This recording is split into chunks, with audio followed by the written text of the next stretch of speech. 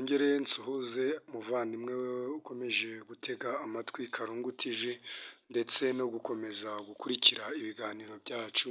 Mu by'ukuri nk'uko twabivuze tugomba gukomeza gusoma Bibiliya kuko nizatuma dusobanukirwa ndetse n'ibibazo tugenda twibaza, kandi impamvu twafashe umugambi wo kuyihera ruhande ni ukugira ngo itubere umuyobozi, kandi ubwo hateye inyigisho abantu bihimbira ibyo tuzaba tutarasomye cyangwa se tutafite amakuru, twe kuza turabyemera kuko abahanuzi b'ibinyoma babaye benshi.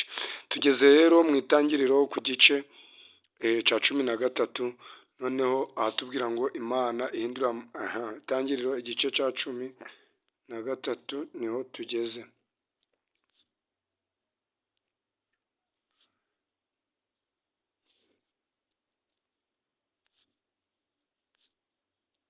Itangiriro igice cya 13. Aburahamu avana muri Egiputa n'umugore we n'ibye byose, na Loti ajana nawe baja i Negebu. Aburahamu yari afite ubutunzi bwinshi bw'amatungo n'ifeza na zahabu. Aragenda ava i Negebu agera Beteli. Ageraho imbere yabanje kubamba ihema rye hagati ya Beteli na Ayi. Murongo wa 4. Ahari igicaniro yubatse mbere, Aburahamu yambarizaho izina ry'Uwiteka. Umurongo wa 5. Kandi na Loti wagendanaga na Aburahamu yari afite imikumbi n'amasho n'amahema. Icyo gihugu nticyabakwiye kugituramo kuko ubutunzi bwabo bwari bwinshi bibabuza guturana. Habaho intonganya z'abashumba b'inka za Aburahamu n'ab'iza Loti. Kandi muri icyo gihe Abanyakanani n'Abaferezi babaga muri icyo gihugu. Umurongo wa 8. Aburahamu abwira Loti ati: he kubaho intonganya kuri nje nawe no ku bashumba bacu, kuko turi abavandimwe. Vandimwe nawe inshuti yanjye, ujye uzirikana abavandimwe bawe ndetse n'abantu b'inshuti zawe, mwe gutongana, ahubwo muje inama nk'iyo Aburahamu yagiranye na Loti, aho kugira bashwanire muri iki gihugu. Umva uko yavuze. Umurongo wa 9. Mbese igihugu cyose ntikiri imbere yawe? Ndakwinginze tandukana nanjye. Nuhitamo kuja ibumoso, nanjye nzaja iburyo, cyangwa nuhitamo kuja iburyo, nanjye nzajya ibumoso. Umurongo wa 10.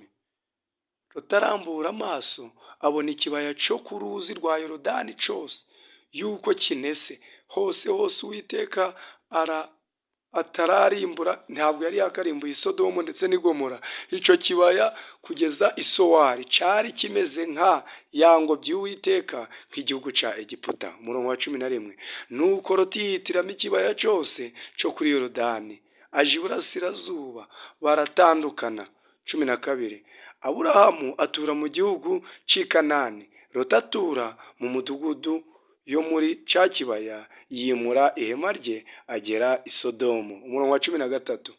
Kandi Abasodomu bari babi, bari abanyabyaha, bacumuraga ku Uwiteka cyane. 14.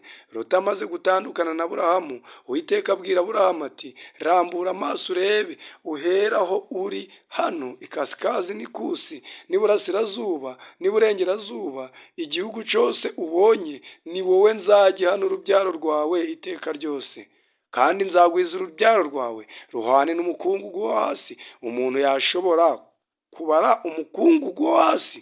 Urubyaro rwawe narwo rwazabarika. Umuntu ashoboye kubara umukungugu wo hasi, urubyaro Imana izaha Aburahamu, ngo narwo ubwo rwashobora kubarika. 17. Haguruka ugende unyure muri iki gihugu mu burebure bwacu no mu bugari bwacu, kuko ari wowe nzagiha. 18. Aburahamu yimura ihema rye aragenda atura ku biti byitwa imyaroni by'Amamure biri i Heburoni, yubakirayo Uwiteka igicaniro.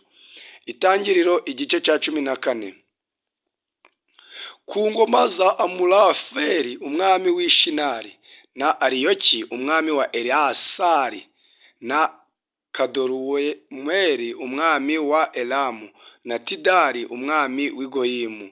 Abo bami barwanyije Bera umwami w'i Sodomu, na Birusha umwami w'i Gomora, na Shinabu umwami wa Adima, na Shemeberi umwami w'i Sebiyomu, n'umwami w'i Bera niho Sowari. Murongo wa gatatu, abo bose bateranira mu gikombe cya Sidimu, aho niho ya nyanja y'umunyu. Murongo wa kane, bamaze imyaka 12 bakorera Kedorulawomeri, mu mwaka wa 15 baragoma. Mu mwaka wa 14 Kedorulawomeri n'abami bari bari kumwe nawe baraza baneshereza Barafa muri Ashitaroti, Karunayimu baneshereza abasaruzi Ihamu, baneshereza n'Abemi i Shovekiriyatimu, baneshereza n'Abahori ku musozi wabo Seyiri. Barabirukana babageza muri Eri Parani iri hafi y'ubutayu. Ku murongo wa karindwi, basubirayo bagera muri Enimishipati niho Kadeshi, banesha Abameleki mu gihugu cyabo cyose n'Abamori batuye Hasasonitamari. Maze atabara umwami w'i Sodomo n'umwami w'i Gomora n'umwami wa Adima n'umwami w'i Sebiyomu n'umwami w'i Bera niho Sowari, bashingira urugabano mu gikombe cya Sidimu. Barwanya Kedorulawomeri umwami wa Elamu, na Tidari umwami w'i Gomora, na Amurayeferi umwami w'i Shinari, na Ariyoki umwami wa Elasari. Abo barwanya batatu, abane barwanya batatu. Murongo w'icumi, kandi icyo gikombe cya Sidimu cyari cyuzuyemo imyobo irimo ibumba. Abami b'i Sodomu n'i Gomora barahunga bagwamo, abacitse ku icumu bahungira ku musozi, banyaga ibintu by'i Sodomu n'i Gomora n'ibyo kurya byabo byose, baragenda. Na Loti n'uwo munsi yafashwe. Na Loti bamufatirayo mpiri, umuhungu wabo wa Aburahamu wari utuye i Sodomu, banyaga ibintu bye maze barigendera.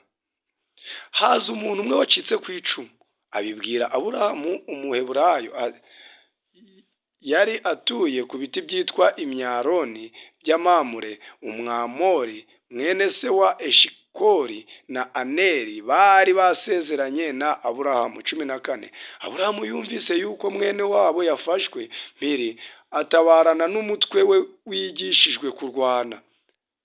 Bavukiye mu rugo rwe 318, barabakurikira babageza i Dani.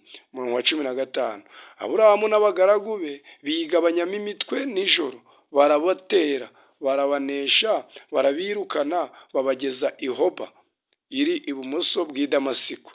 16, agarura iminyago yose na Loti mwene wabo n'ibye n'abagore nabo n'abandi bantu. 17, abatabarutse avuye gutsinda Kedorulawomeri n'abandi bami bari kumwe nawe, umwami w'i Sodomu amusanganira mu gikombe Shave, nicyo gikombe cy'umwami. Kandi ku murongo wa 18 yandika ngo, kandi Melikisedeki umwami w'i Salemu azana imitsima na vino, yari umutambyi w'Imana isumba byose.